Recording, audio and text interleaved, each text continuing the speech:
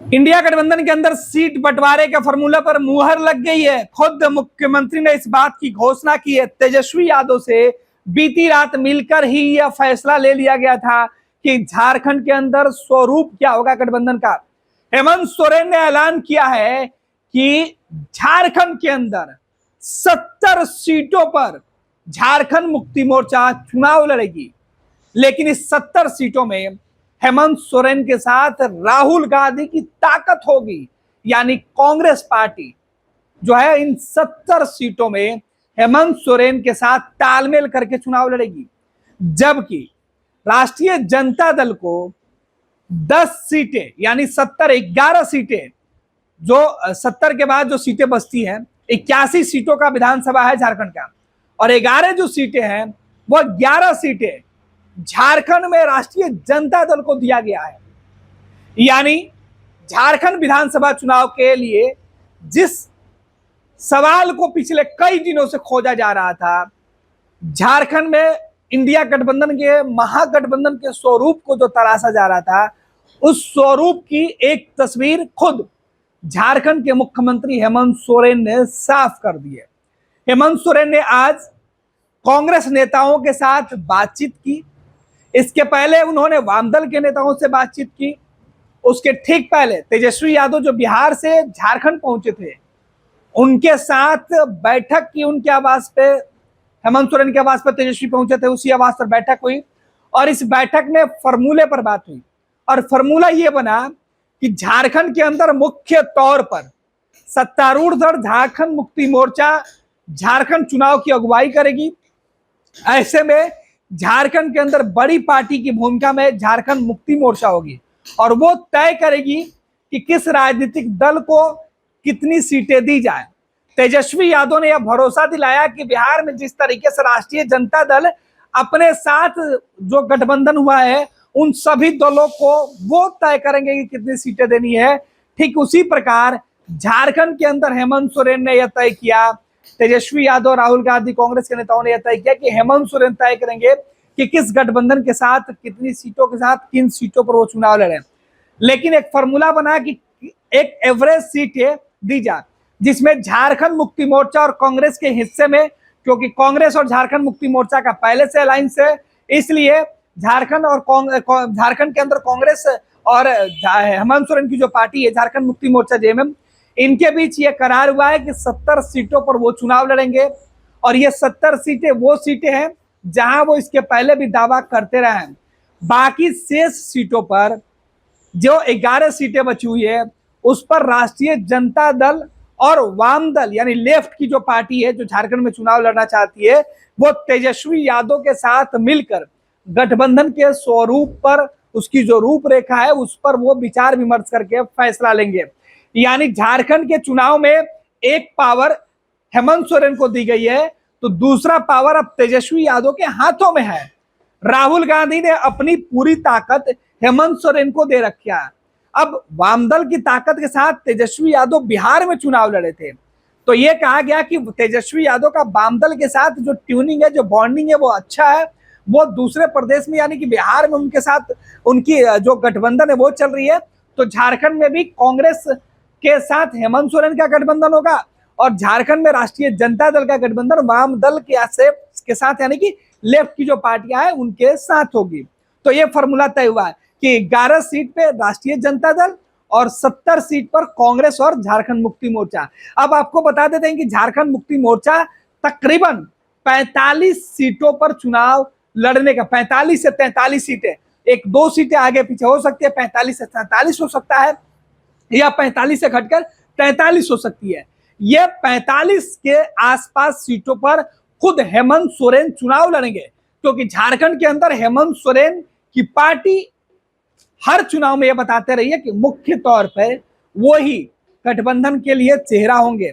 हेमंत का हालिया चुनाव में जिस तरीके से लोकप्रियता बढ़ी हुई है, उपचुनाव के नतीजे जो सामने आए वो हेमंत सोरेन के पक्ष में आए।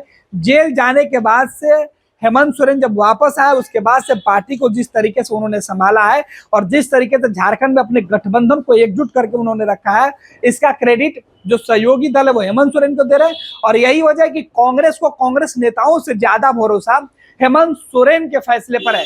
यही वजह है कि राहुल गांधी हेमंत सोरेन को कांग्रेस की बागडोर सौंप चुके हैं।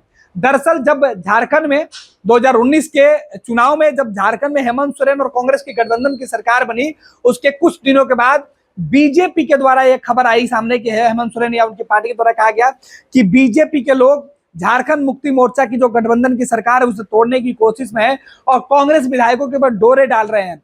इस बीच खुद झारखंड मुक्ति मोर्चा ने, हेमंत सोरेन ने कांग्रेस के विधायकों को इकट्ठा रखने की जो बड़ी जिम्मेवारी है वो उठाई थी और झारखंड के सभी विधायक जो है वो बचे रहे, कोई टूट नहीं हुई, पार्टी में कोई टूट नहीं हुई।